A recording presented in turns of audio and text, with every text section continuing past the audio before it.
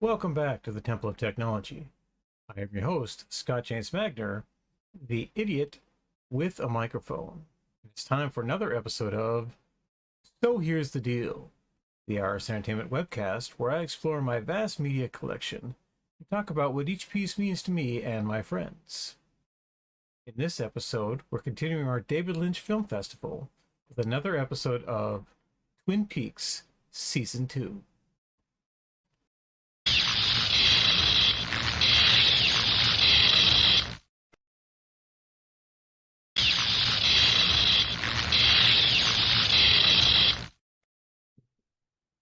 Welcome back to the David Lynch Theater.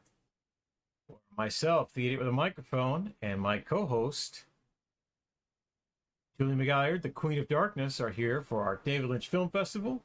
Continue our coverage of Twin Peaks Season 2 here on So Here's the Deal. Julie, how are you doing? I'm good. It's I have to show you my Amigurumi log lady log is progressing nicely. It's almost long enough to cradle in my Almost arms. long enough. We'll give it a test run So cradle early, a little later. I mean, I got favorite root here, but it's no test log.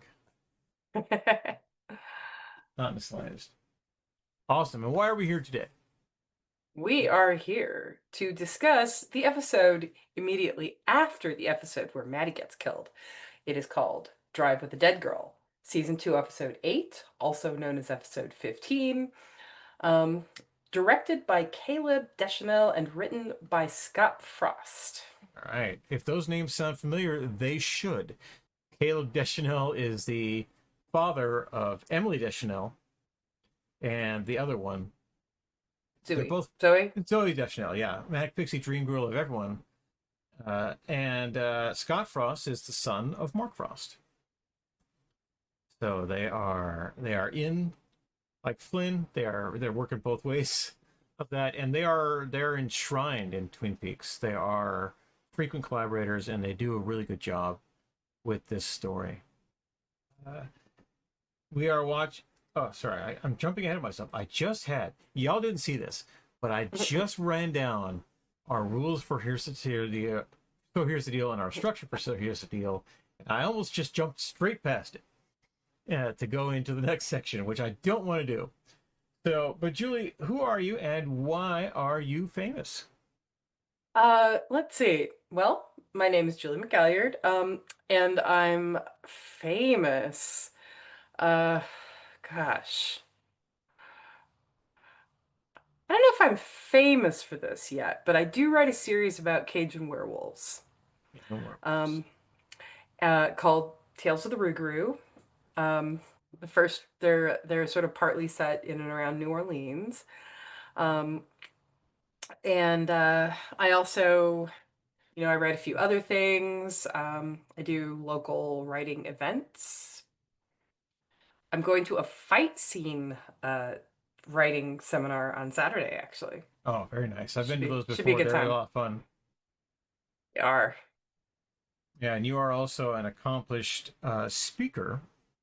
Julie and I attend science fiction conventions for fun, but we're also invited to speak at them.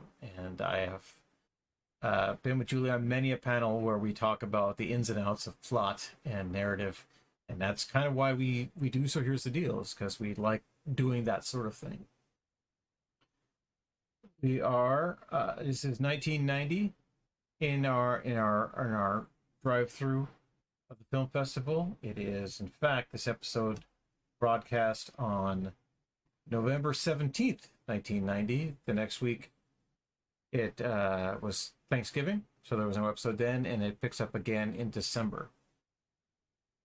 So we are doing okay with our go through, and this is the episode kind of where stuff happens. We are going to talk about that in our next segment, the overview, but for right now,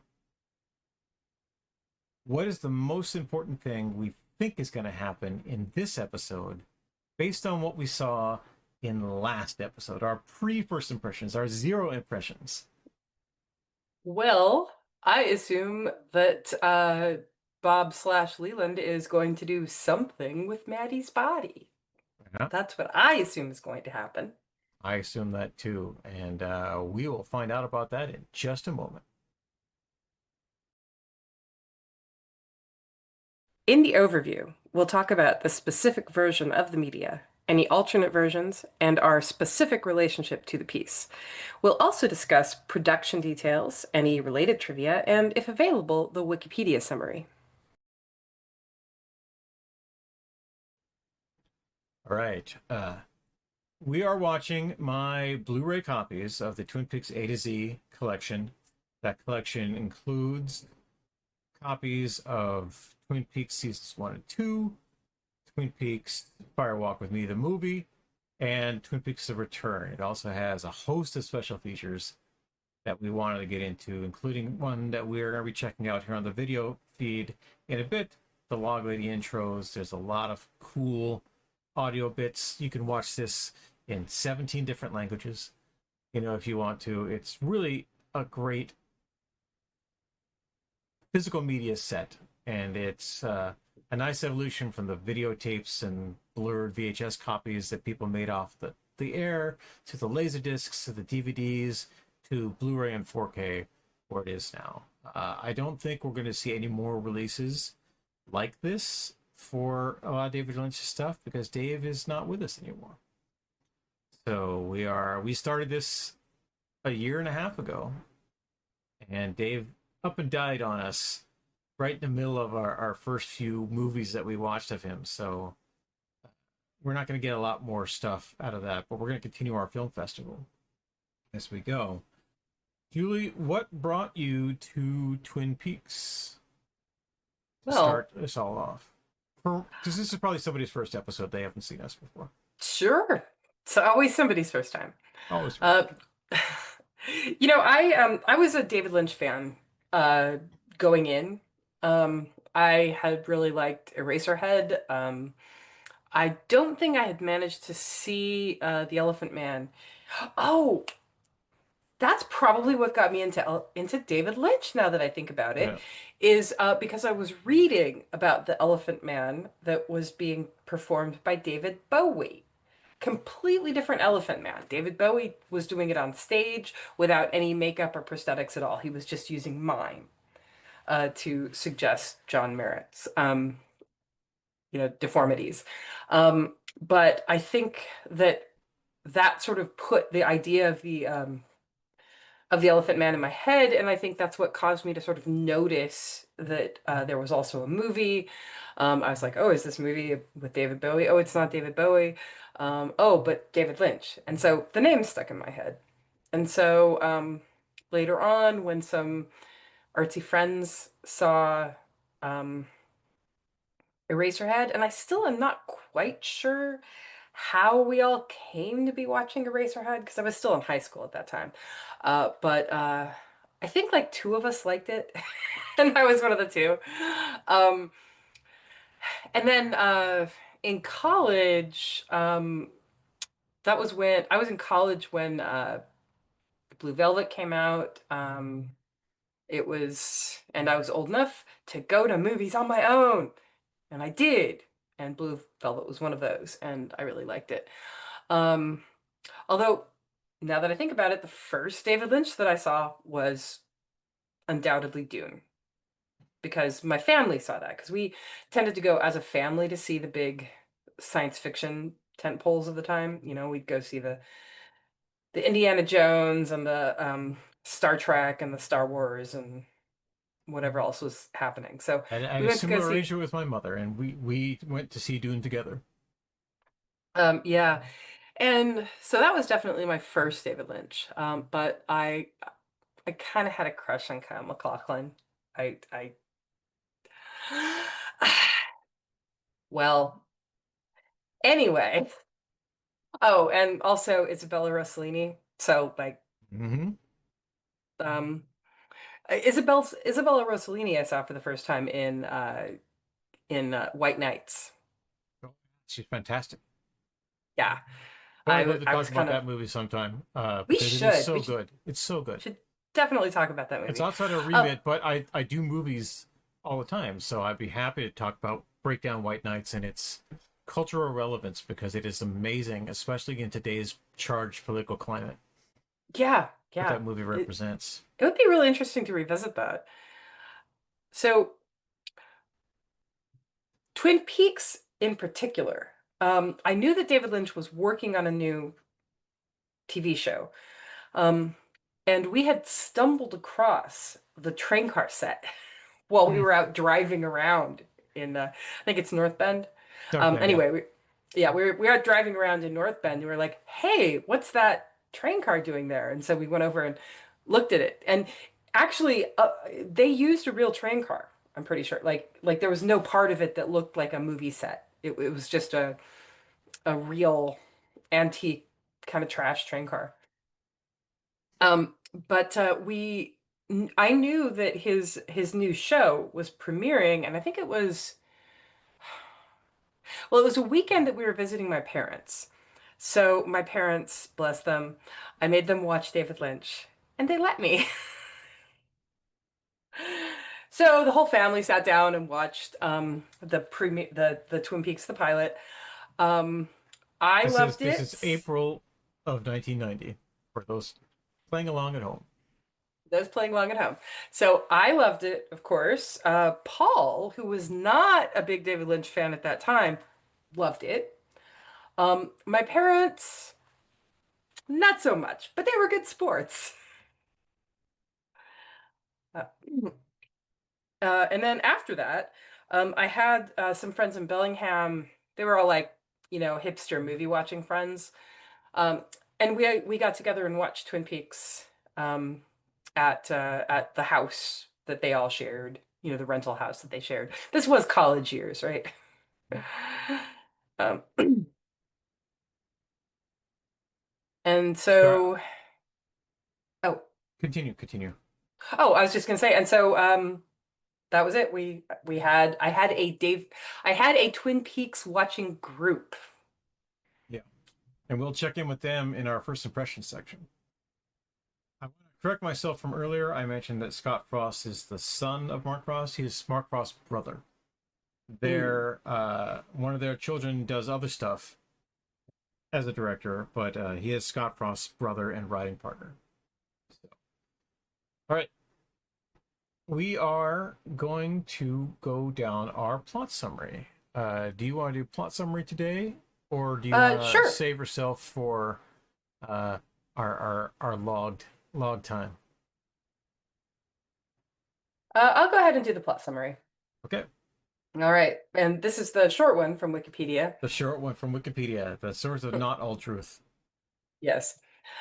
James and Donna visit the Palmer house to say goodbye to Maddie, but a jovial Leland tells them she's already left. When he adjusts his tie in the mirror, the face of Bob stares back at him. Jerry, revealed to be a disreputable lawyer, prepares Ben's defense. Ben insists he was with Catherine the night of Laura's murder, which Jerry realizes is a poor alibi given that Catherine is presumed dead. Having crammed Maddie's corpse into his golf bag, Leland drives around town in an eerily good mood. When Truman informs him that Ben has been arrested, Leland feigns shock, but secretly smiles darkly. Later, he is pulled over by Truman and Cooper for reckless driving and prepares to kill them with a golf club when they almost discover Maddie, but they're called away at the last minute. Bobby discovers that Leo's hidden tape contains evidence of Ben's involvement in the Sawmill file. Catherine, revealed to have survived, and in disguise as Tojimura, delivers a cassette tape to Ben, blackmailing him by offering to confirm his alibi in exchange for Ghostwood. Leland stashes Maddie's corpse in the woods, where it is later discovered by Truman and Cooper. That's better than usual. Like, it doesn't say anything usual, but I was going to comment on this summary in particular because this one I don't think was written by the same person who wrote the last one. Wikipedia is a commons website. Various editors approach these things and write text down. And one of the things I really like about this summary is it keeps the A plot and B plot separate, right? So the talking about Bobby, talking about Catherine, talking about the sawmill fire, that's all at the back of the summary, but all that shit happens at various parts throughout the episode. And it's just grouped together in one or two sentences, and then we go back to Leland again, which is our A plot. Or rather, we go back to Bob, our A plot. And there are three really important plot points that are missing entirely from this summary. We'll talk about those in our first impressions, but it's crazy what's missing from this summary. It's mind-boggling how they would just miss this stuff. So I'm really looking forward to talking about that in the next section of first impressions. But there's somebody else that we need to check in with, and it's the log lady, because she knows everything that goes on in Twin Peaks. So we're going to break for video for just a moment, see what the log lady has to say, and on the other side of it, we'll talk about our first impressions.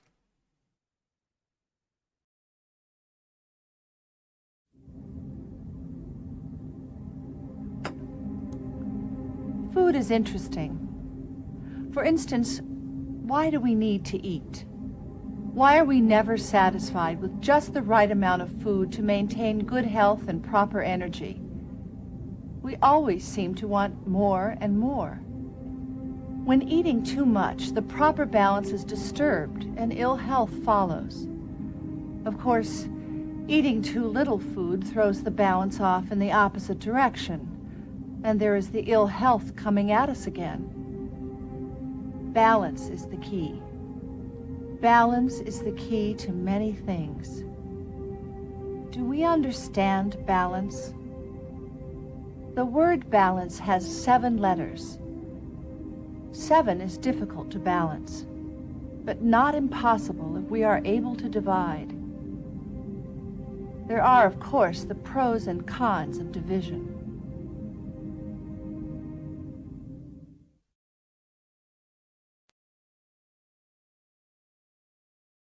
In first impressions, we talk about experiencing the piece for the first time, how it holds up over repeated viewings, and general chat about the episode. Thanks, log lady. And for those of you listening to this as an audio podcast who didn't get to watch the trailer with us, the Queen of Darkness is going to do a spirited reading in the form of log lady. Food is interesting. For instance, why do we need to eat? Why are we never satisfied with just the right amount of food to maintain good health and proper energy?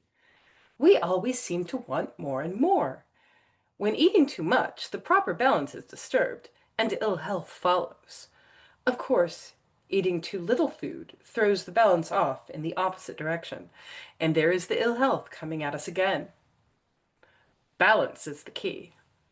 Balance is the key to many things. Do we understand balance? The word balance has 7 letters. 7 is difficult to balance, but not impossible. We are able to divide. These are, of course, the pros and cons of division. Thanks, log lady. They chose those words 3 years after the fact to represent what goes on in this episode. And the only thing that seems to matter is the fact that there's food in it. It's just kind of crazy. It What do you think seems she's less... talking about? I mean, that's the first impression we can have, right? We haven't done first impressions on the log lady stuff on the log in lady, a long yeah. time. I mean, I think it's that the log lady thinks that the restaurant subplot is more important than the rest of us do. That's really all I got. It's the third episode in a row that we've had there's a mystery critic coming to the diner. Yeah, and we also we revisit this guy who's inexplicably called Toad. Toad, yeah. I mean, maybe the log lady just doesn't like Toad.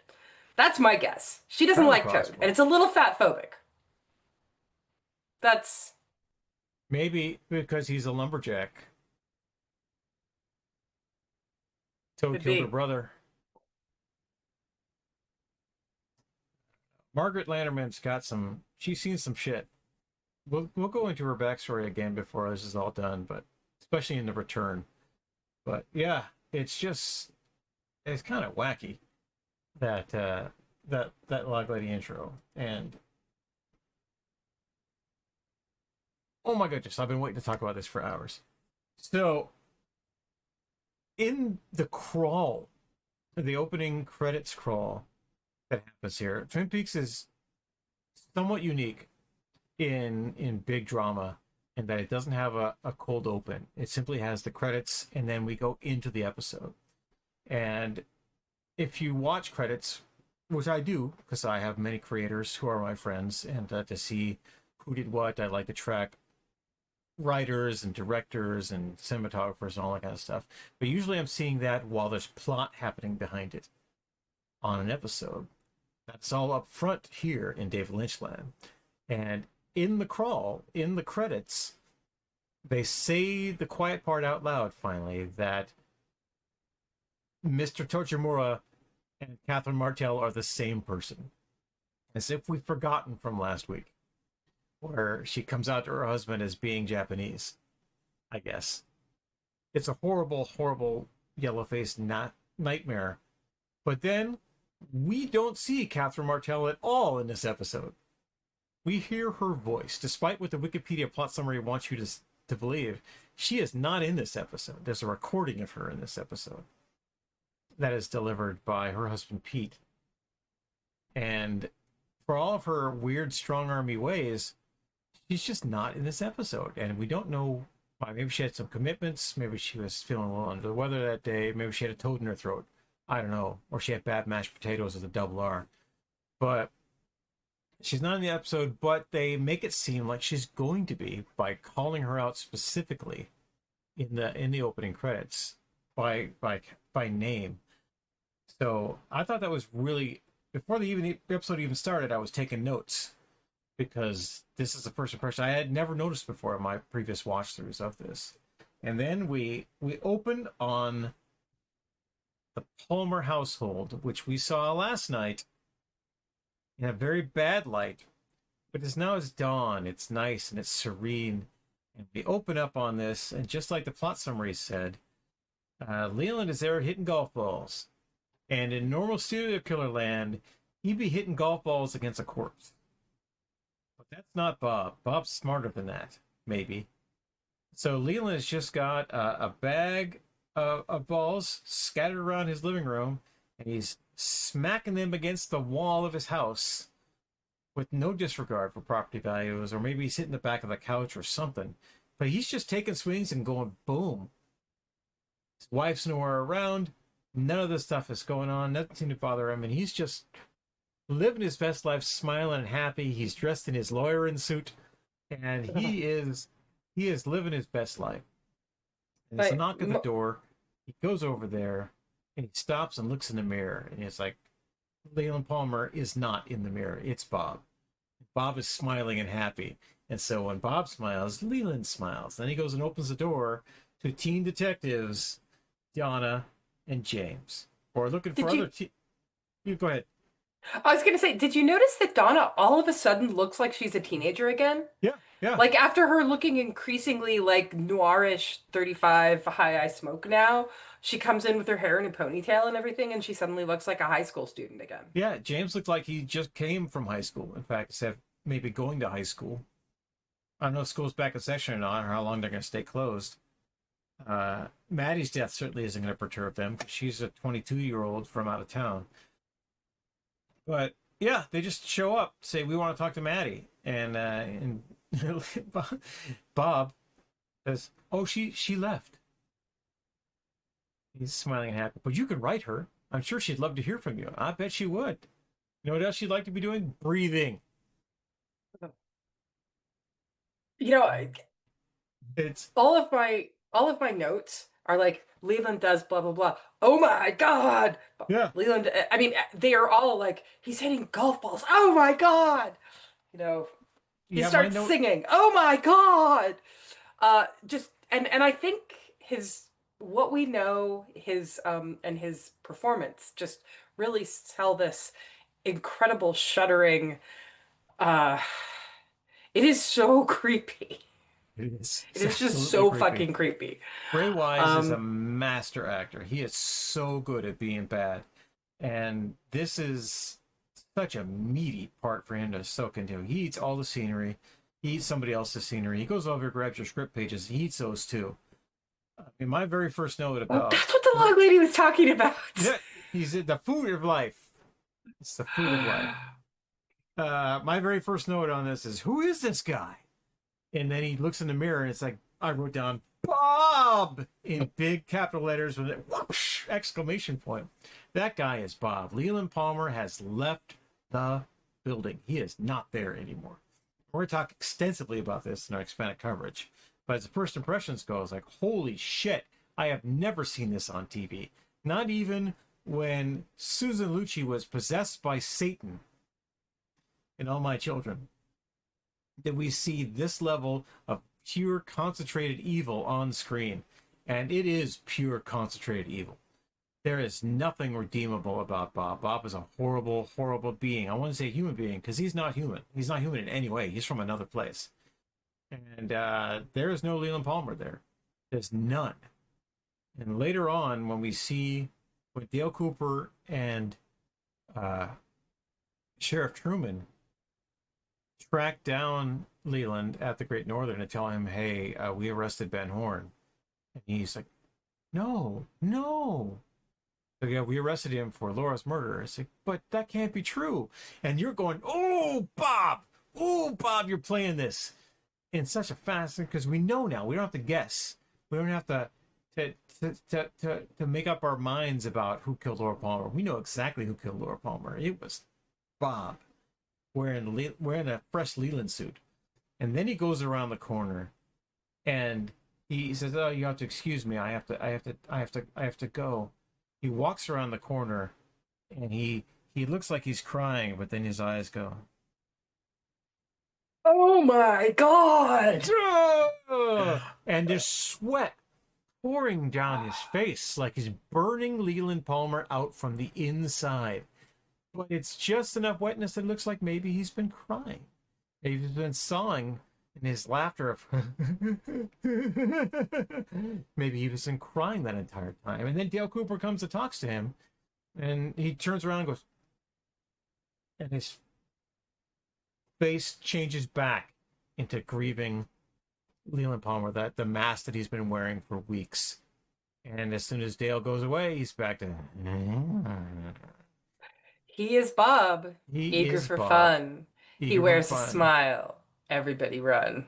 Everybody run. Wow. He's smiling all the way through this episode. All the way through.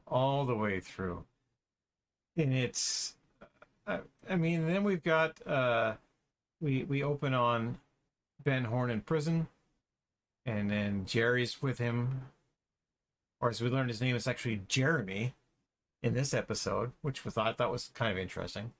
Could have been Gerald or could have been anything else. So, nope, Jeremy Horn goes by Jerry. That's not a better nickname. But what can you do? Right? And they're just sitting in this jail cell, not going off of, hey, you're in a bad way, you know, you don't have an alibi, you don't have any of this stuff going on. And then Jerry looks up and goes, hey, bunk beds. It's like, what? And he jumps up on the bed in the jail cell and goes, oh, do you remember when we were kids in our very first room? And Ben's on the settling, right? Been arrested, gonna get convicted. And he goes, yeah, I do. You remember Louise Lebrowski? It's like, yeah, she used to dance for us. It's like, what?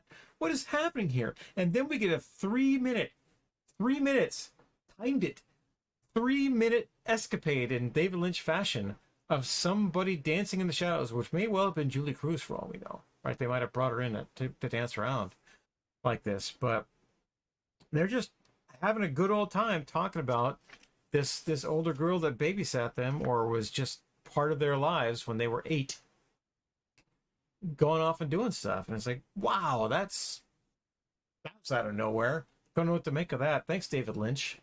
or rather, thanks Caleb Deschanel. Yeah, I think one of the things that happens is that the people who are not David Lynch do sometimes self-consciously imitate David Lynch's style. And I would say a sort of janky old movie feeling, um, interlude that goes on for like 3 solid minutes of a young woman dancing with a flashlight in a dark room. That's a very David Lynch moment. It is, absolutely.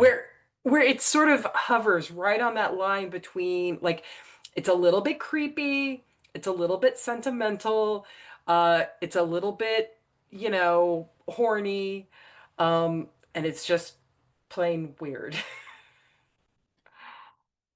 And then we cut over to the sheriff's department, where we see one of our favorite actresses is back, one of our favorite characters is back, and her sister is in tow. We've got Lucy return. She went to see her sister Gwen in Tacoma, and they come back up, and Gwen is carrying her baby. And the second you see them, you've never seen Gwen before, you know exactly that she's Lucy's sister because they've got the same haircut and they talk the same way and they walk the same way. And it's like, oh, awesome. We haven't seen Lucy for many an episode. And they're just doing sisterly talk stuff. And it was really cool. And then Andy comes in carrying his stupid stick, sees Lucy holding a baby, and then cuts back to Andy. And then we see Lucy holding a baby closer, and we cut back to Andy. And then we just see a baby being held by Lucy. And Andy passes out cold. And it's like, wow, that was a great shot. That was an amazing shot. It cuts the of Bob with Andy's an idiot. And right before that, though, we learned something about Gwen. That Gwen is a racist. And not apologetic about it either. I mean, she's trying, I think. So in a Karen sort of way. Yes, exactly. I feel like she's a very 90s stereotype where, somebody who very insensitively is trying to be sensitive. Yeah. Like, oh, I know you. You're the native guy. Yeah, that native guy she talks about. Eagle eyes, right? And he just stares at her. Stares in motherfucker, as the meme would be. But Sam Jackson goes. So he stares at it and says, Hawk. And then in this moment, you see that Hawk is wearing an earring in the correct ear. We're still holding out hope that maybe Hawk is our lone LGBT representative for the entire Lynchiverse that is not evil. But there's just a cool jade earring that I don't think I've ever seen in our previous bits of 15 seconds of Hawk per episode. But there's an earring right there. So we're holding out hope. My heart leapt that he had something going on that wasn't, oh, he's the Indian guy, in a scene about being racist towards him because he's an Indian. And she goes, oh, you must feel kind of odd, when white people talk to you. And he just stares her right in the face and says, some of my best friends are white people. Which is as meta a commentary on Twin Peaks as you can get. Because all of his friends are white people. Because there's all there is in Twin Peaks is white people and eagle eyes over here. And that was just such a great moment. We know everything we need to know about Gwen right now. That's awesome. And later on, when Andy is trying to talk to Lucy about his problem, and things he's been going through because she's been gone, he couldn't talk to her about it. He was worried about his swimmers, his sperms, as he calls them, and he's trying to tell her, "Is like, hey, I'm not sterile like I thought I was. I got it going." And Gwen is just piling on, going about how evil men are, and they all want the one thing. They all want to deposit their sperm. And he says, both Andy and Lucy turn to her and say, "Shut up. We're trying to have a conversation."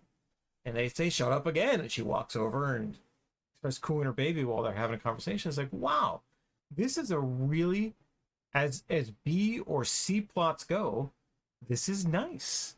It's a nice palate cleanser for the unrelenting evil that we're going to see for the rest of this episode.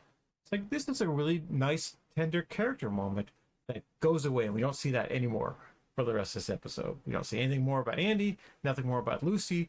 We hear Lucy on the phone. We hear Hawk say something to Lucy on the phone, and Lucy calls that in over the radio to Sheriff Truman. But those characters are there for a minute, 2 minutes tops, right? And we're going back to our A plot, which is Bob, Ben, Jerry, Dale, and Harry Truman. If you're not keeping along at home, that's it. It's almost a bottle episode in how limited our cast is. Grace Zabriskie is in this episode for 20 seconds, and there was another thing that's Mom Palmer, Sarah Palmer. She is in the credits in that same way with Grace Zabriskie, which means, oh yeah, we're just including her in the credits because we might have forgotten. No, actually, because she's not in the fucking episode. She's just kind of there. She tries to come down the stairs, and then she doesn't come down the stairs. And then you hear her voice calling to Leland from somewhere else in the house. She could be upstairs, she could be downstairs. We're not sure. She's just not in the room. The only person who's still in the room and in control of things is Bob. So that was a really interesting bit of the episode, impressions-wise, that goes. And then in other parts of the sheriff's office, Dale and Sheriff Truman are grilling Ben Horn and trying to get him to confess, and they're laying out their case for him and everything, while our friend Dr. Donna's dad is taking a blood sample from him. And as somebody who has to prick my fingers every day to test my blood, watching the 1990s take a blood sample without actually shoving a needle in and taking blood like they would have done, it just takes a little bit of blood to put on the thing to test his blood type, because that's all they can do. All they can do is to test his blood type, to see his blood type is something that will match up with the samples that Albert. Remember Albert? Anybody remember Albert? Not here anymore? That Albert took, our actual police scientist, many episodes ago. Maybe this will match up. And then Jerry, being the bright bulb that he is, says, oh, you're screwed, man. Your blood might have Laura's fingerprints on it. I couldn't stop laughing. I had to stop the episode. That quote is in my notes. Yeah. Your blood might have Laura's fingerprints on it. I feel like people are very stupid in this episode. Yeah. Like Lucy's sister is very stupid. Andy is very stupid. Lucy's not the prize. Jerry is very stupid. It's just everybody's took their stupid pills this morning. Yeah. And you know who else took stupid pills? Bobby fucking Briggs. He doesn't have to take them. No, but he's mainlining him somehow. He's not doing cocaine anymore. He's just doing stupid pills. So he's sitting there listening to. He has the bright idea. I thought, oh, in fact, I have Bobby tape as a note here with a whoosh. This is something that came up in the other episode, right? His dirtbag detective skills found the tape in the boot heel with Mike. Remember Mike? Anybody remember Mike? Well, forget about it. Not going to see him again.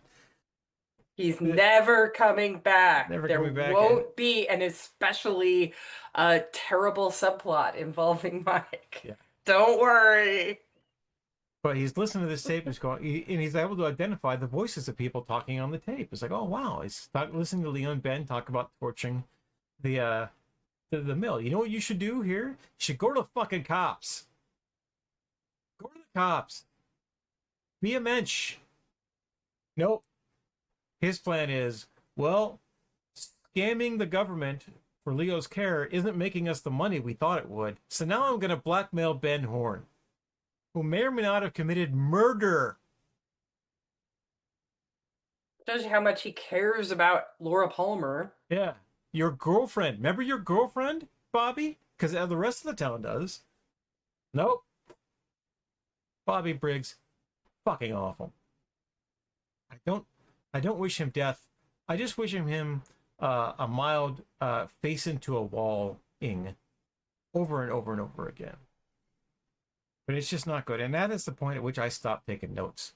Because I was so happy that Bobby might be distantly related to his father, who is a brilliant man. He's a researcher. He's in the Air Force. No, Bobby I don't know who Bobby belongs to, but it's not the human race. He's just awful. He's the human. He's horrible. We don't see Leo in this episode, but we see him either having puked on Shelly or having thrown his food at Shelly. I'm hoping it was thrown his food because Bobby tries to lick it off Shelly's neck. And sorry. Yeah. That was my okay. first So maybe impression, was that like, is what maybe that's what the log lady's talking about. Yeah. I don't know. I mean, there are a couple of other meals that happen in this episode, right? There's Toad eating his mashed potatoes when Norma's mother comes, and Norma goes, "Excuse me," just takes a spoon, digs into somebody else's mashed potatoes off his plate, eats them. After just seconds ago lambasting Norma, it's like, "Those aren't flicks, are they?" And Norma says, "No, mother, I only serve real food here."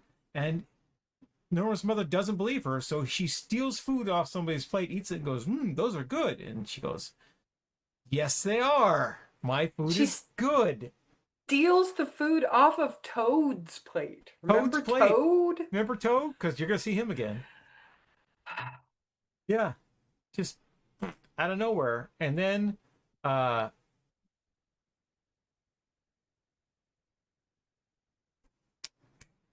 lost the word. Vivian and her new husband invite Norma and Hank. Remember Hank? Too bad. He's going to stick around. To dinner at the Great Northern. And it's like, oh, great.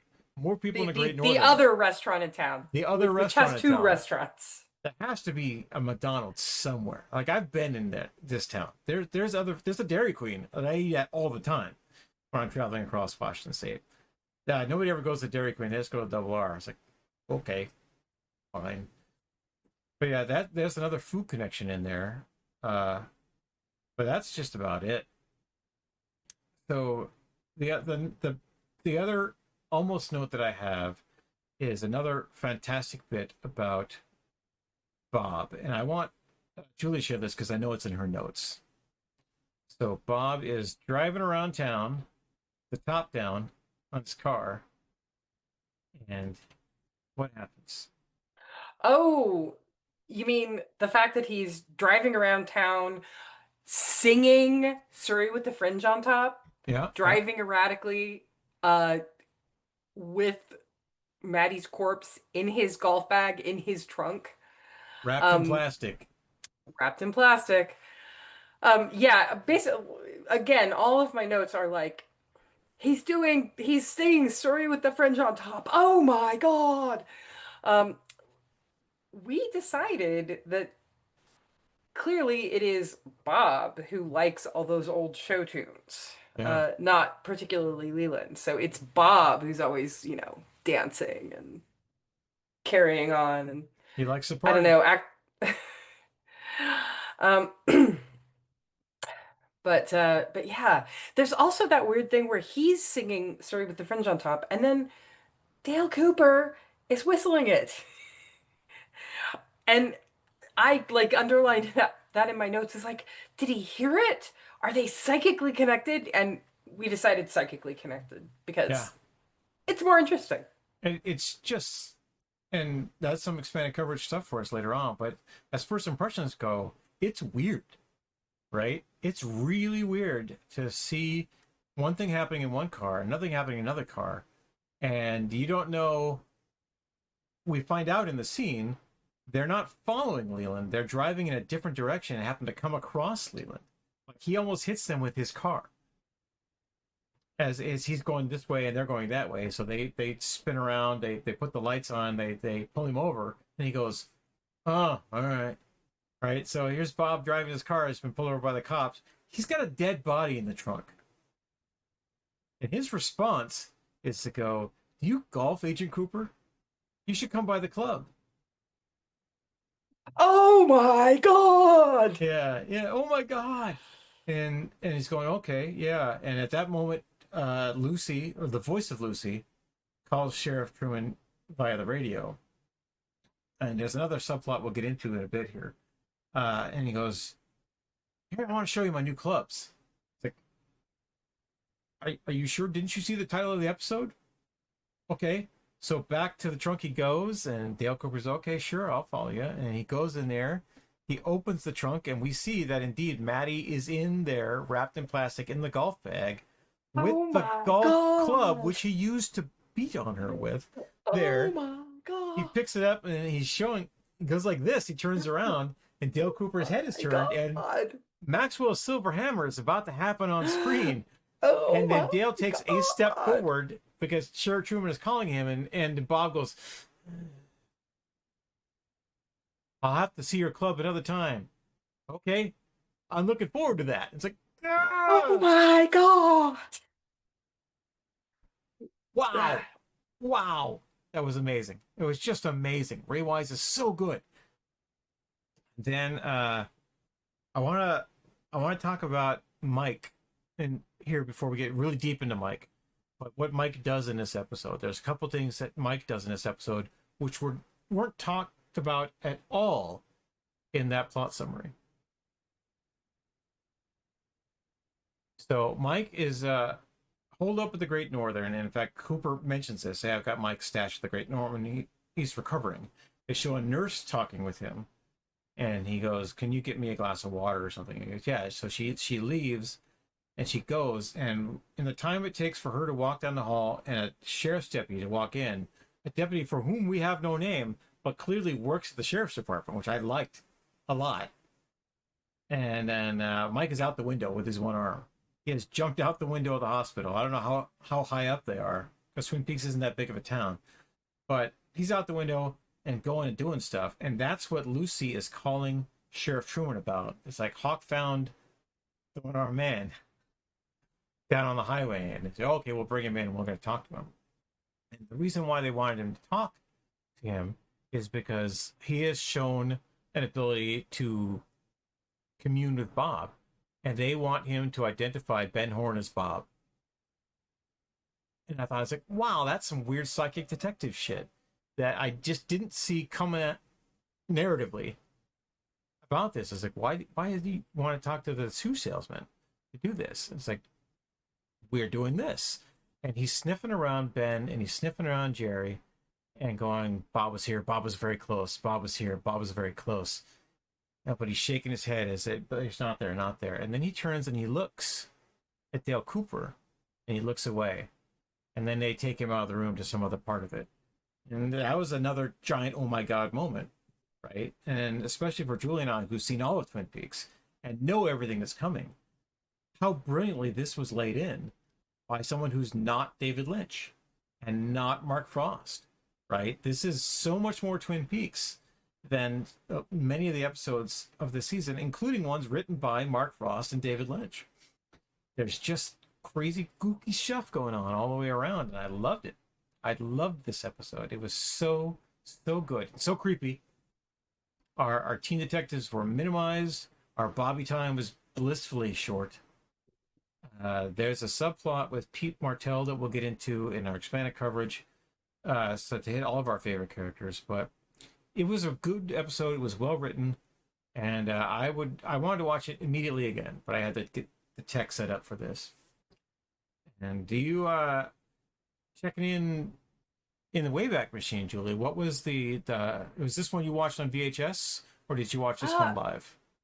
You know, I am not sure if we watched this one live or on VHS because it was around the holidays. Yeah.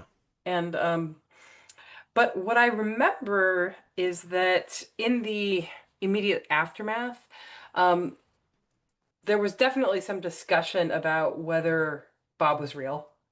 Yeah. Like, is Bob literally a supernatural entity who has possessed Leland Palmer, or is Leland Palmer just, a psycho murderer who also hallucinates that he's, this man from another place? Ripped off a pitch. I thought that, and this is something I know we've talked about before with David Lynch, because I think that one of the things that makes David Lynch's stuff interesting is that a lot of the time he kind of makes things that are simultaneously, we're like, yes, that's a metaphor, it's surrealism, it's not, but also, yes, it literally happened. I feel like it's always, yes, that is literally a room. It's literally another place, or it's literally a pile of dirt. Yes, where it's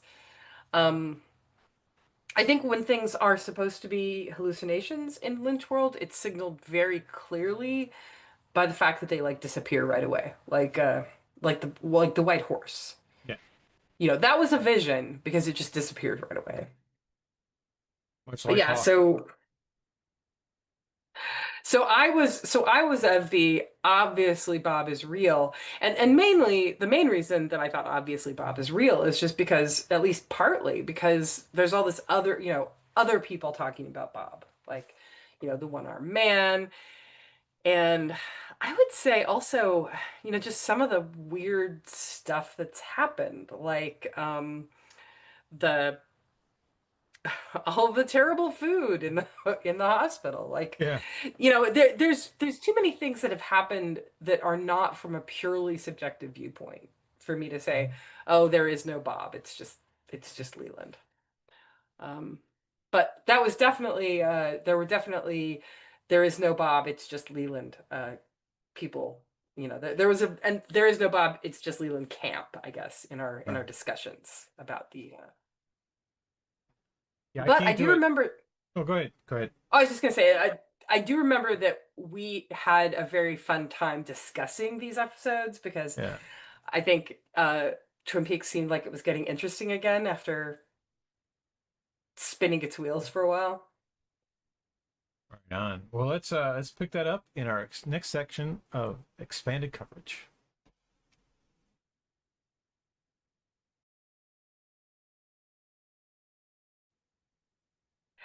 In this section, we'll talk about the greater universe and mythology of the piece, any cool personal takeaways, and also tie the media in to the greater works of the artist.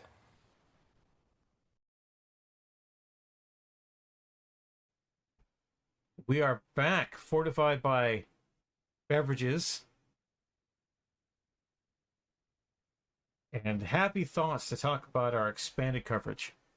So, Julie, I know people are probably sick of the sound of my voice, so lead us off. What about our Lynchian mythology and takeaways do we want to cover this week? I know we talked pre-game about serial killers, so Yes. we can hit that. Oh, yes, I would love to talk about that because one of the things that I think is interesting and sometimes has gotten a little kind of we've gotten a little off track with it, but Bob is in fact a serial killer. Like, yes, he's an entity who possesses other people, but he's got all of the serial killer tells. Like, he kills a particular sort of person in a particular sort of way. He leaves a calling card, the letters of his name pressed under their fingernails. And he loves to do things like taunt the cops, uh, you know, sort of flirt right on the edge with getting caught.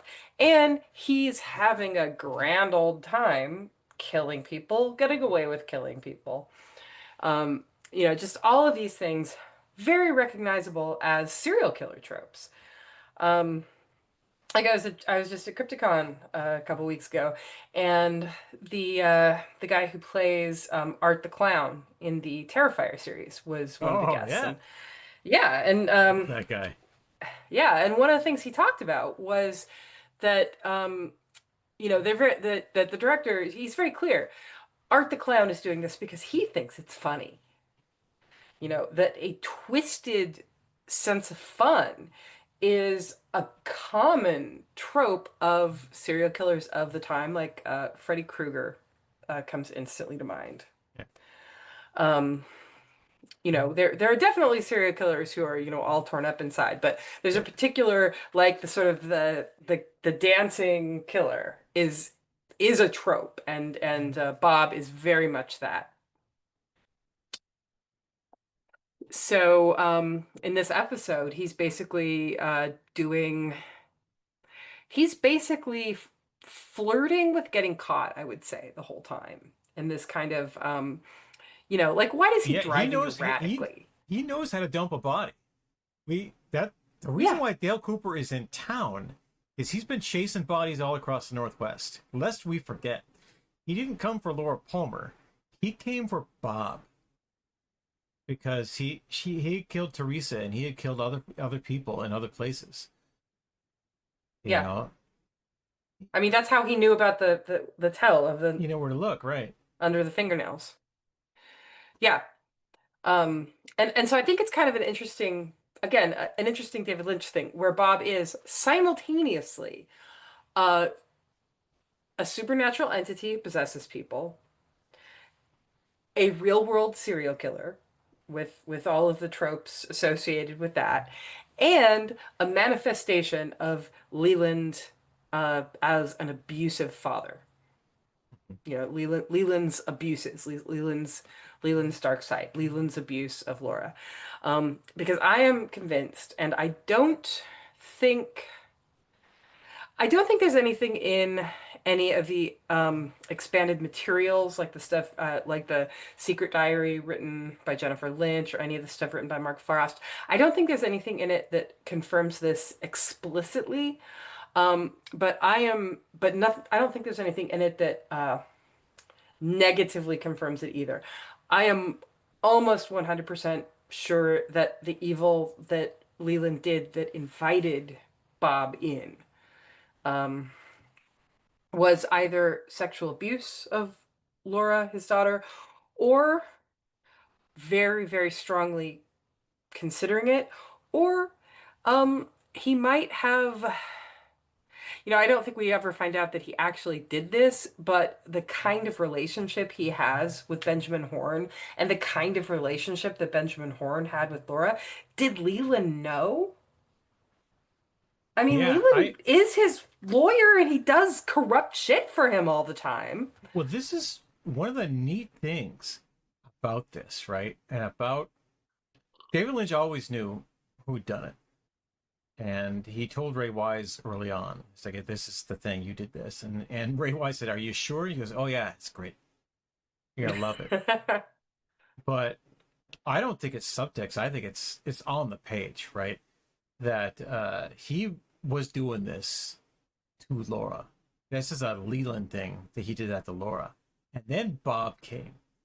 And Bob did more.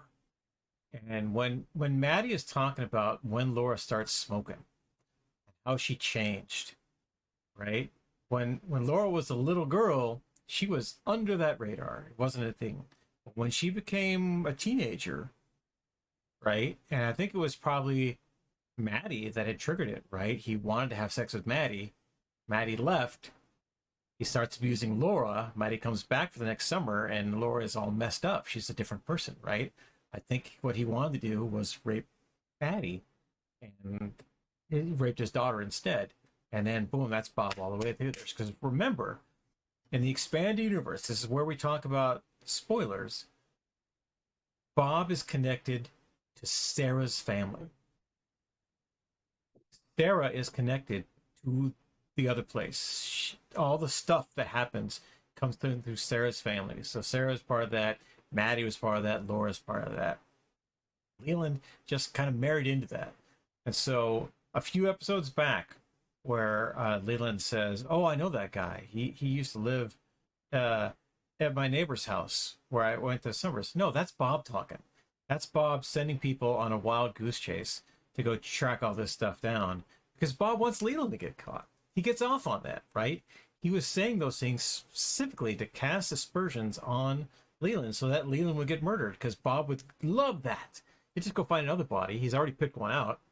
We know he's already picked one out because he was having him whistle a happy tune as he went down the street.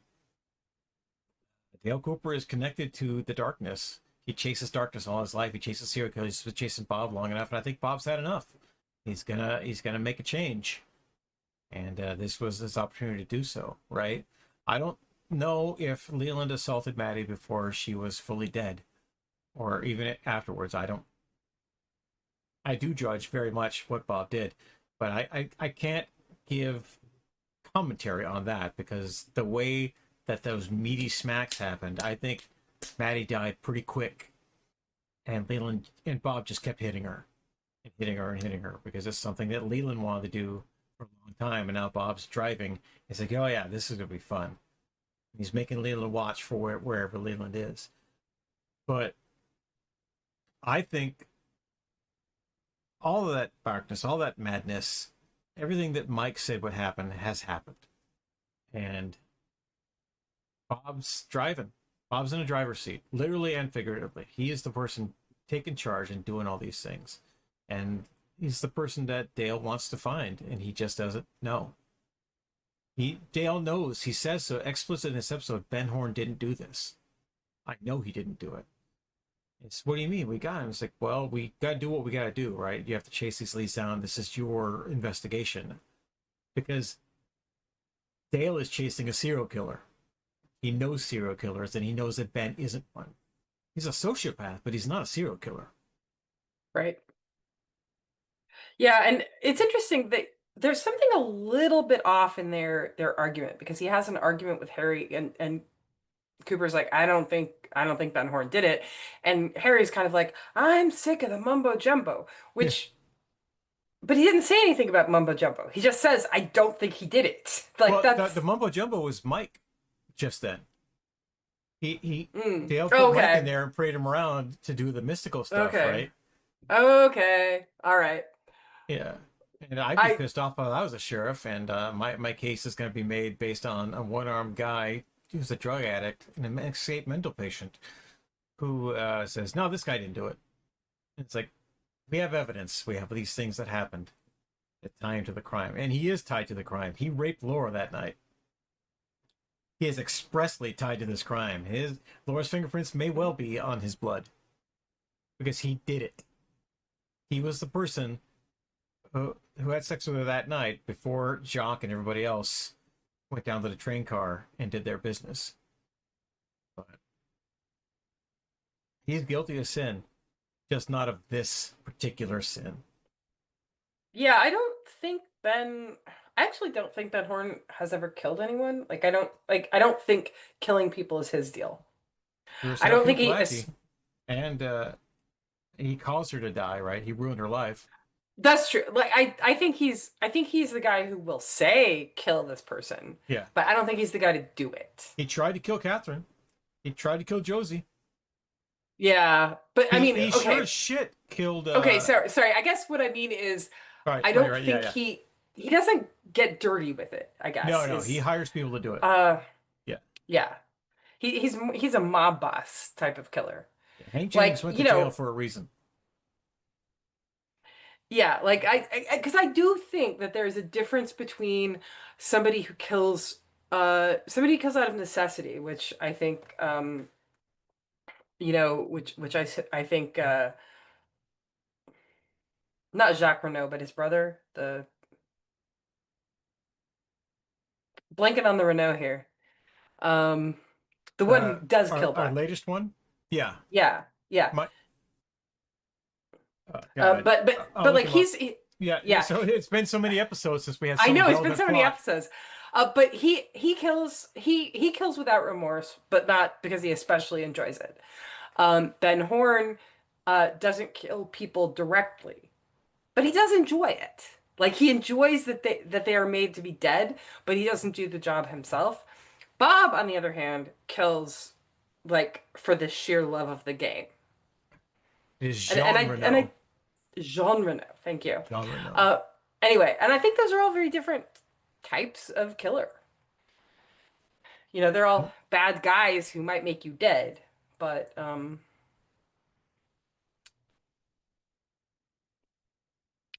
yeah, that leads me to an interesting thing. If a mob boss has 4 or more unrelated people killed, is that mob boss a serial killer?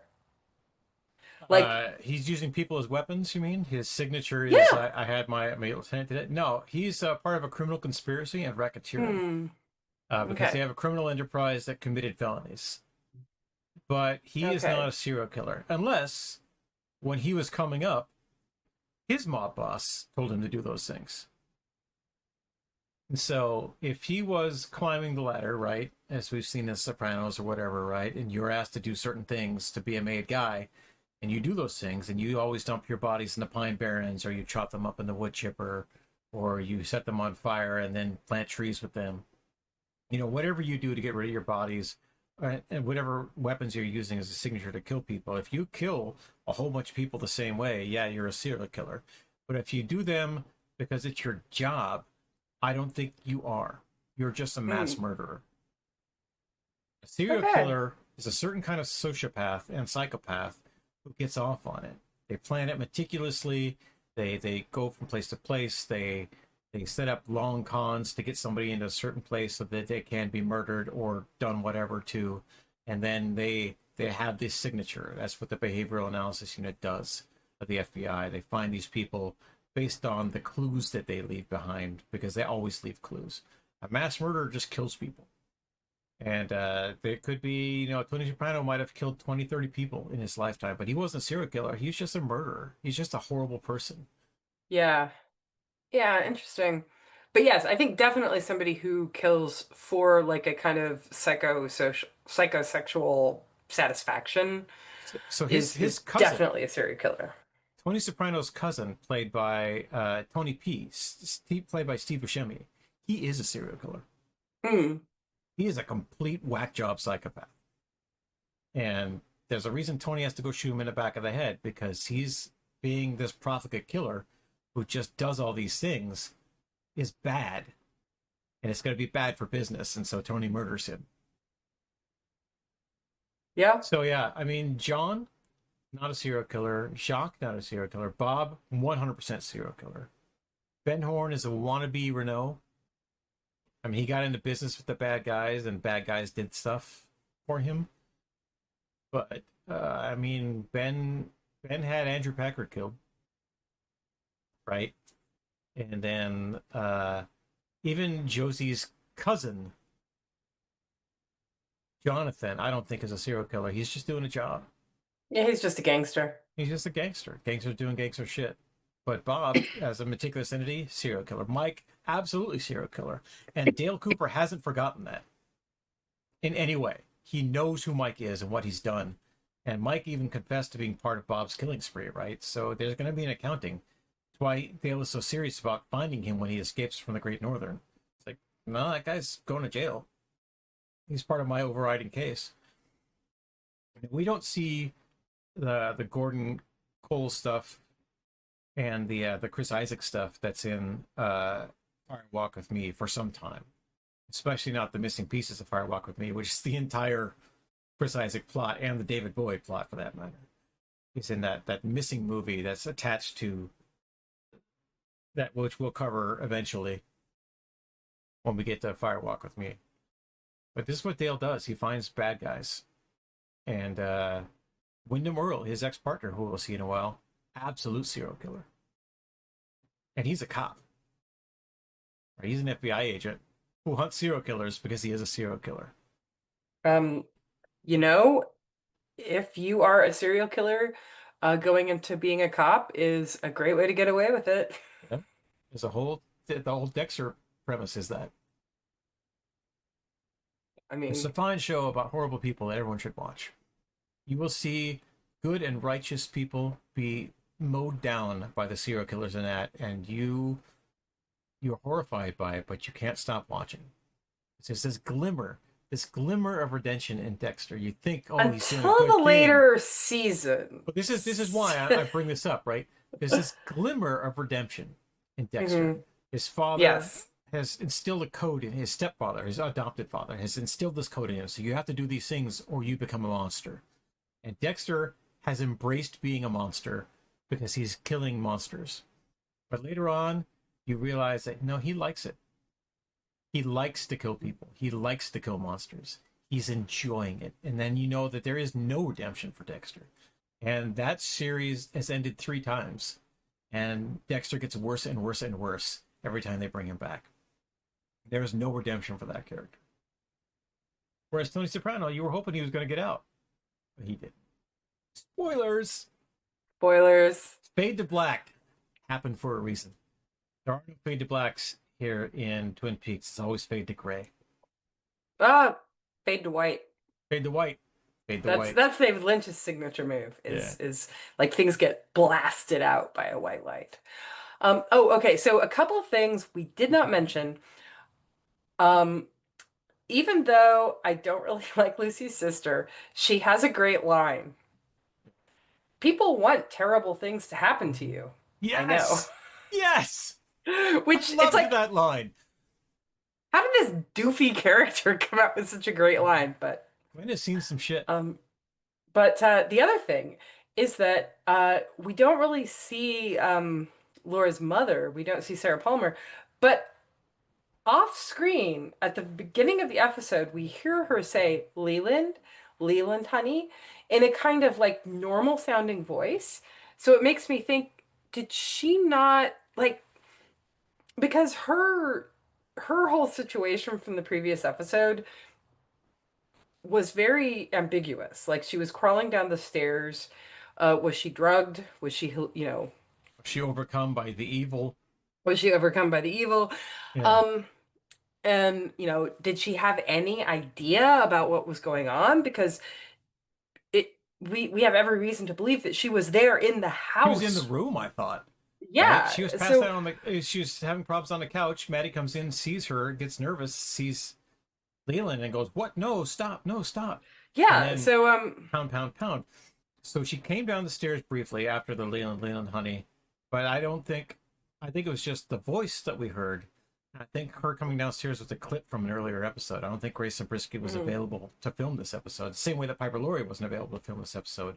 So it was simply audio of her doing stuff. But I still wonder what's up with her. Like, what's up with the character, I guess. Well, yeah. And we find that out later in The Return, right? Yeah, much. 25 years later, we find out what's going on with Grace Zabriskie, with Sarah Palmer.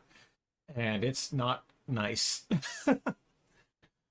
It is I want not. to talk about serial killer. She's a literal man-eater. But yeah, and that's the part that gets me about the first seriously cringe things about this, right? Is the implication in the plot summary we read last time was that she had been poisoned by Leland, but that's not on the screen. All we see is her zonked out. So whether she's taken Dr. Hayward's pills, or she's drunk herself silly, or she's just overcome by the magic, the black magic that is Bob from another place, but she's out of it. She's unable to take agency. And I think what we're meant to believe by her coming down the stairs, Leland looks up the stairs, and then you don't see her again, is that Bob did something to her to make her go away. Because she might have said something to Donna and James. Something might have come out in the way that something came out when she confessed about seeing Bob, which is I don't think that was something Bob wanted to happen. It was for the cops to know about him that quick. He wanted to kill Leland, hop to another body, and move on. But the part where Sarah describes him lurking and doing stuff, because he enjoys torturing her. He tortures her family. That's what they do. It was big, but that bit in the crawl I mentioned in the first impressions, right, where you mention her, but she's not a part of the episode, and you mention Catherine Martell and Mr. Tojimura, but they're not a part of the episode, was meaningful. And all the people that are mentioned are important people. Is that enough serial killer talk for everybody? Are we having fun yet? Let's talk about we have 2 new cast members whom we'll never see again, and that bothers the shit out of me. To have Gwen be introduced, seem like she's irrelevant, and we never see her again, or have Vivian be introduced and we never see her again. They might as well be that fucking judge and his bartender law clerk. They pop in, they dance around for a little bit, and they go. They're sexy lampshades. They don't belong in this series because they don't contribute anything. And in fact, the judge's lasting contribution of arresting Leland Palmer for Jacques Renault's murder is going to go away because he didn't do that. Leland didn't kill Jacques Renault.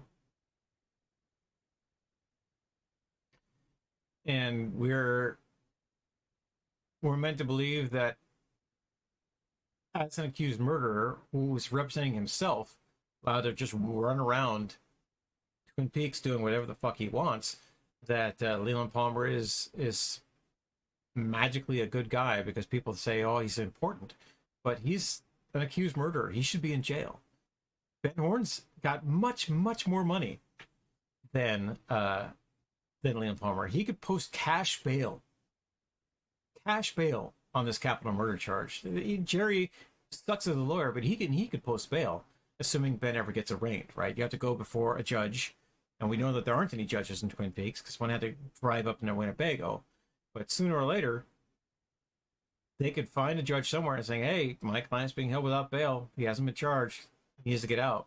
So until Harry charges him with a crime, none of those mechanisms of justice kick in. Now the mechanisms kick in for Ben Horn. Now you have to call a judge. You have to have a hearing. You have to assess risk and do all these things. Now, we know, looking forward and backwards, because we've seen this before, that all that's going to become immaterial very fast as bodies start dropping. But there is no justice for any of those crimes that are committed, only for Bob. And then Bob just keeps going. So that's a downer. And that's a final thought for sure when we get to that part of it. But the mythology of David Lynch and the Twin Peaks is on display in this episode. It is everywhere. And every time that a Gwen or a Vivian or an Ernie pops up their head, or even a Bobby fucking Briggs pops up their head and distracts you from that, it's bad. It just distracts from what could be an amazing episode. It was a really good episode, and I really enjoyed watching this episode.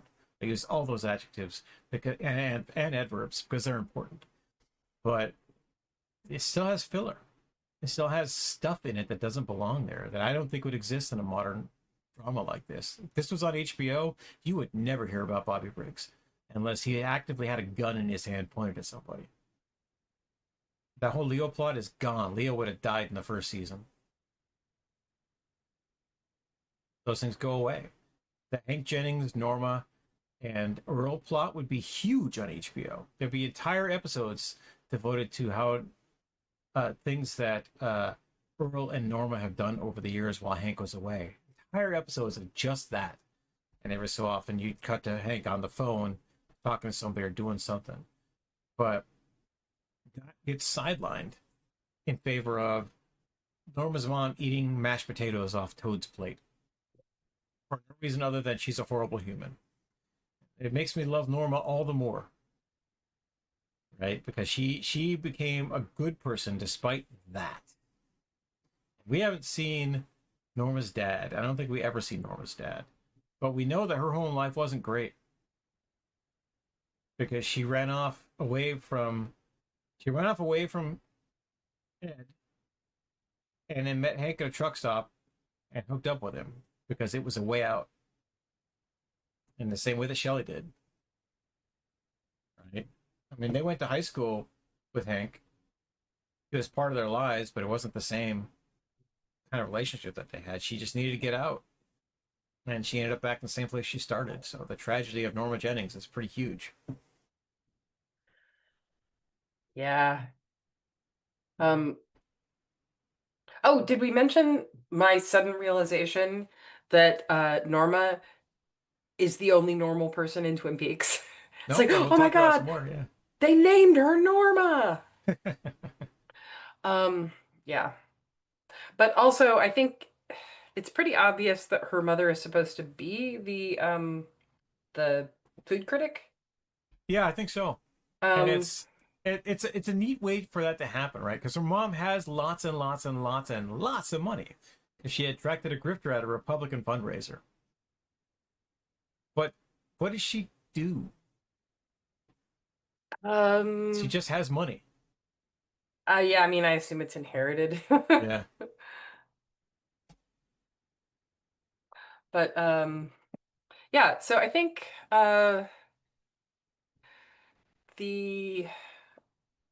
did we talk about the Did we talk about the I don't think we talked about the my favorite quote, which is when Jerry Horn tells Ben Horn, uh, as your attorney, your friend, and your brother, I strongly suggest that you get yourself a better lawyer. Yeah. So,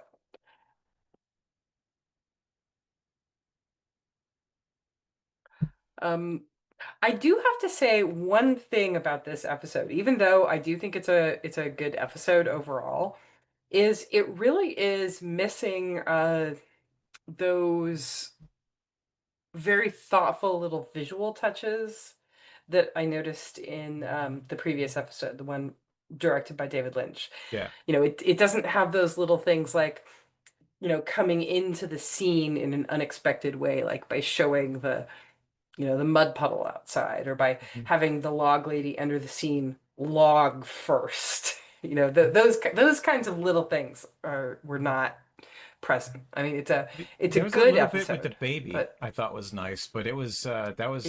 that was as high thin photographically as this episode got. If you don't count all the Dutch angles on Ray Wise's face. Because they spent a good portion of this episode just letting Ray Wise chew the scenery and closing up on his face, and you could see the evil hiding behind his eyes. And Ray Wise is a beautiful person. He's a fantastic He's actor. having But some fun with he is this. not Leland Palmer. He is so much more than Leland Palmer. Never think that he's an evil man. He's just really good at it.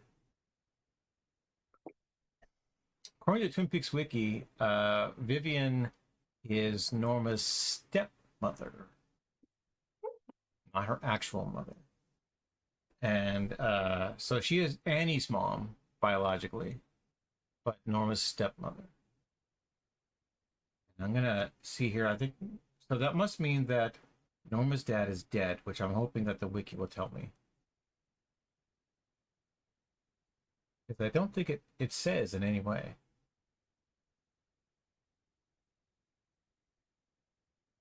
All right, nope. She has a father. He has a name. She has a mother. Her mother has a name.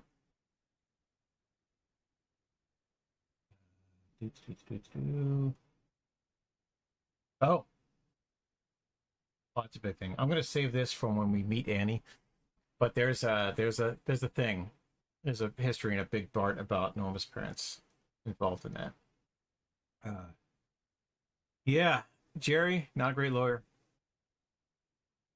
It leaves me wondering once again why Dale Cooper is in the FBI, because the FBI hires lawyers and cops and people with PhDs, and he has none of those things. So he's there, handpicked by Gordon Cole to be part of Cole's special squad that does stuff, but he doesn't seem like he belongs in the FBI. He belongs in a different place, and in the episodes to come, we'll figure out exactly why Dale Cooper is where and who he is. But in this one, he takes a back seat. You know, he's almost as lampshady as Audrey is. And oh God, can we talk about Audrey? Oh yeah, poor Audrey. Can we talk about Audrey? So Dale Cooper takes off his shirt in his hotel room at the Great Northern, and you see his bandages. From when he got shot in the chest. Remember when he got shot in the chest and his vest stopped it, but his gut... I dimly remember that. Dimly remember that. So there's no bruising on his chest from when, his heart nearly stopped being shot. But the part where it hit a tick and went under his vest and hit him in the gut, that's still a giant ace bandage wrapped around him. Which is hilarious to me that there's no swelling or infection or anything like that. Because bullet wounds suck. Trust me on this one. Or even, a foot wound like I had sucked. And that was months and months of recovery. Dale Cooper's running around doing stuff days after being shot in the chest 3 times. So he gets up and he's going to the door when somebody knocks on it. It's like, were you stupid?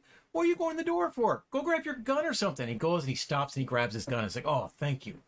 And he put his shirt on before he grabbed his gun, before he went to the door. But he just opens the door with his gun behind him. And it happens to be Audrey. That could have been anybody outside that door. Dale Cooper, you suck at your job. Or at least the part where you're supposed to protect whatever's going on that door. Audrey's there, less than 17-year-old into his room. Or maybe she's 18 at this point. I forget. I forgot if we checked our timelines on that or not. So she comes in, she talks to him a bit, says, "You arrested my dad." Says, "Yeah." "Is it because of what I said?" "Yeah." You know, and she doesn't know if he killed Laura or not, but she knows that Ben knows who did, right? She's the only teen detective who's actually good at her not job, even though she sucked at the get out with the information part. But she talks to Dale Cooper about how all she's ever wanted is for her father to love her and respect her. And Dale tries to comfort her, but then she goes on and talks about, in a very real way, she doesn't want Dale Cooper to think of her as being broken or spoiled or ruined in any way because she was whacked up on heroin in a brothel in an attempt to get this information. And he tries to tell her it's okay, and she just trying to get out to him. You have to understand. You know that I never let them. He goes, "Yes, I know, Audrey." And Dale isn't listening. He's trying to say, "I don't want the teenager in my room because I'm sexually attracted to her." But at the same time, I just arrested her father for murder, and this could get the case thrown out.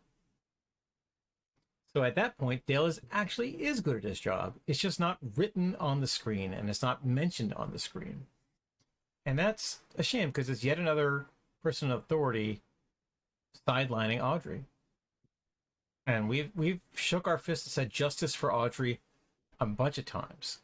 And I'm gonna go to my grave considering one of the characters in Mulholland Drive to have been Audrey, because that's what should have happened. It should have been Audrey Horne. And I love Mulholland Drive. It's my favorite David Lynch movie. I've mentioned that before, and we're going to get to it eventually. And it's a movie I've only ever seen once. That's how much I like that movie. I have seen Dune dozens, if not hundreds of times. I have seen The Elephant Man a dozen times. I've seen Blue Velvet a bunch of times. It was my Twin Peaks. It was my moving into David Lynch. It's like, I'd seen Blue Velvet and I loved Blue Velvet. But I've seen Mulholland Drive once, and it impacted me in very strong ways. And I don't want to watch it alone. I want to watch it with other people. Specifically, I want to watch it with this one. So we're going to get to it at some point. But that should have been Audrey Horne. That was her story. What happens to her after Twin Peaks. And instead, we get Audrey Horne got sold to a guy who works at the DMV for some reason that only Ben Horne knew. In the same way he was going to pack her off to a nunnery because she was wild and out of control, rather than actually listening to his daughter and dealing with her. Ben Horne has a wife, he has another child, and they had never seen after the first couple episodes of Twin Peaks. She has a very sad, lonely life, and it sucks. She's my favorite character. Things are going to change for her, just not for a long time. And not for the better. Not for the better. If anyone should get out, it should be Audrey, but she doesn't. I hope Donna gets out. I really do. We don't see her again. But I hope she gets out. Maybe we don't see her again because she did get out. She hightailed it to Seattle and never looked back. Never looked back. That'd be great. In fact, she got out so strongly that she's not in Fire Walk with Me. So the character of Donner is played by a completely different actress and not Laura Flynn Boyle. So I guess, it's because Donna was younger. Donna was younger, yeah. All right. Well, I think that's our expanded coverage for this episode. We have gone over again, but we had a lot to talk about. So let's move on to our final thoughts. Diane, my final thoughts. We should share the important things we want people to take away from this week's show.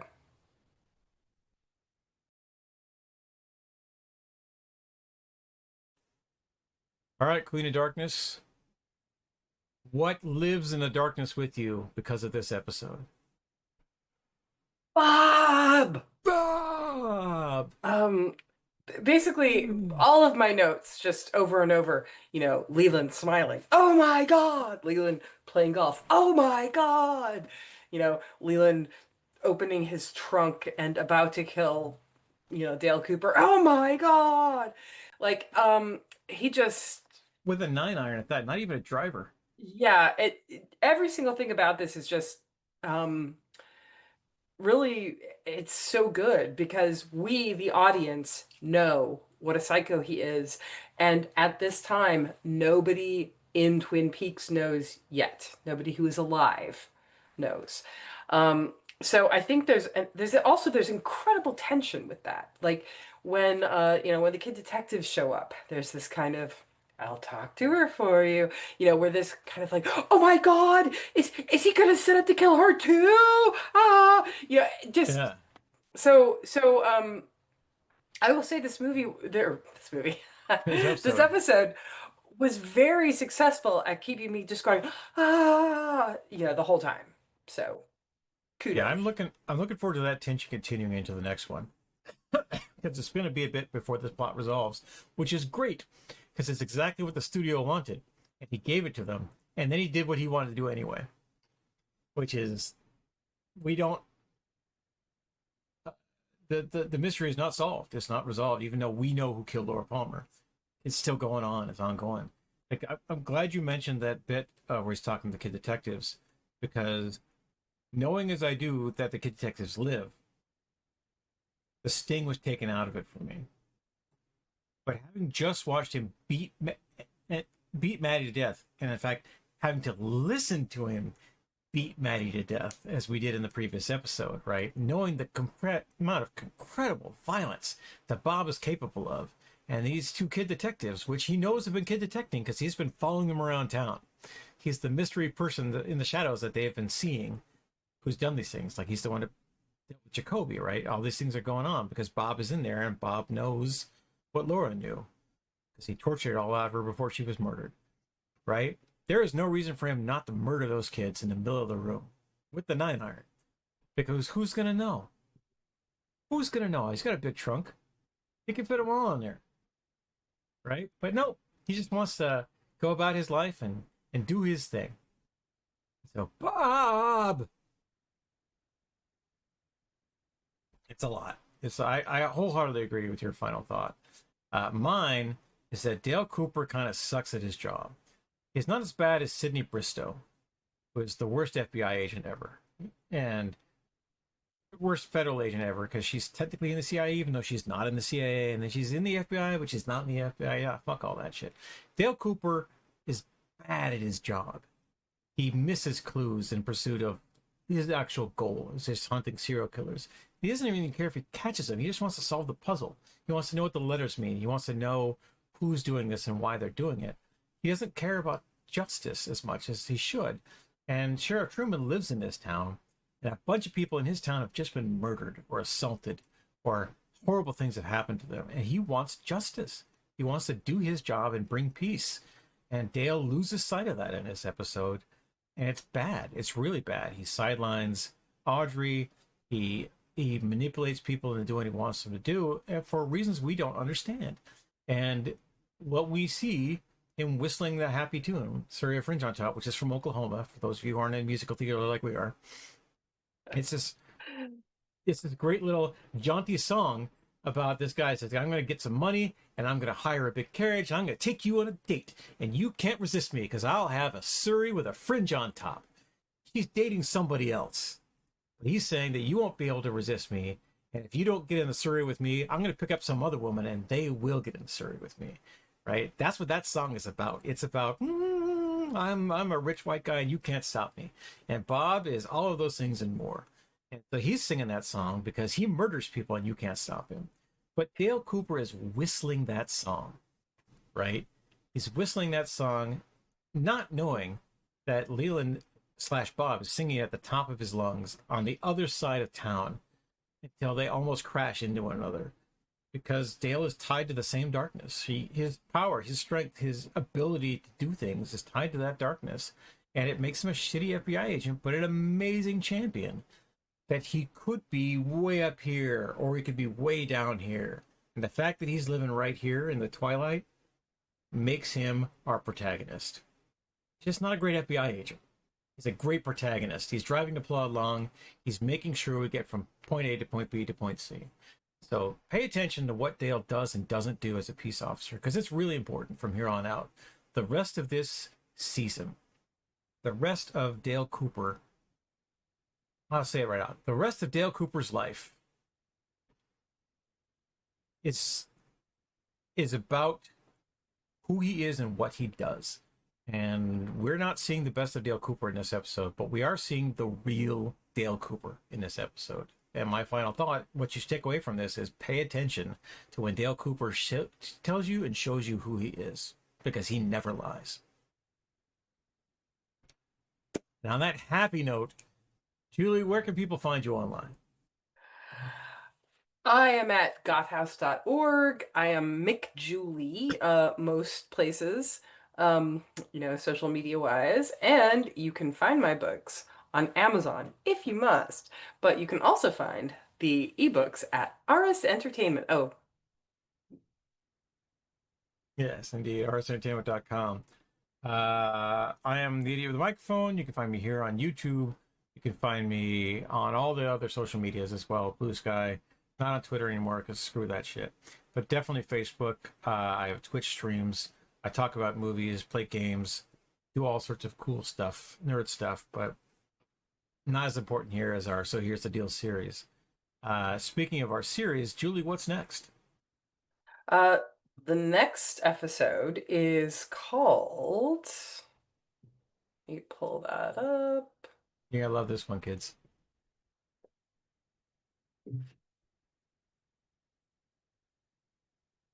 It is arbitrary law. Arbitrary law. Arbitrary means established without explanation and seemingly without context, right? It means you made an arbitrary decision. It means it's not based in facts. But arbitrary law, it's a contradiction. Laws are codified. They mean something. But this is an arbitrary one. I'm really excited about watching that episode. I hope that we get to cover it in our next week, because there's I don't want to read this summary. I want to go blind into it. It's going to be a great episode because my memory of it is really, really positive. Thanks for watching, everyone. Thanks for listening. Do us a favor. Toss us a like, subscribe, or heart, or whatever it is on whatever platform you're following this. If you are listening to this podcast in the far future, please drop us a line, a like and review as best we can. And we hope to hear from you. Become part of the conversation. We'll work out ways for us to have a more regular dialogue, but we want you to be a part of our journey through David Lynch. Thank you very much for watching, everyone. We're going to wave bye-bye. Bye for now. We'll see you soon. Bye.